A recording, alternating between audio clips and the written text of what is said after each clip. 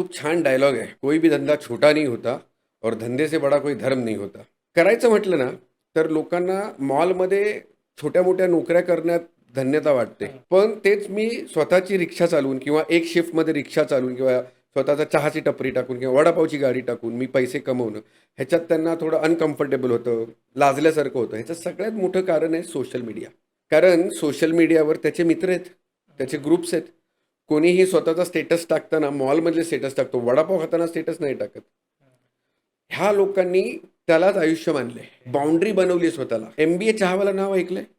MBA केलेला मुलगा IIM मधून त्याने स्वतःची चहाची टपरी टाकली. टपरीच, हां, पहिली टपरीच होती. नंतर त्याने आउटलेट्स दिलेत. लोकांनी 10-10 लाख रुपये त्याला देऊन त्याच्या फ्रँचायझी विकत घेतात. काय विकतोय तो?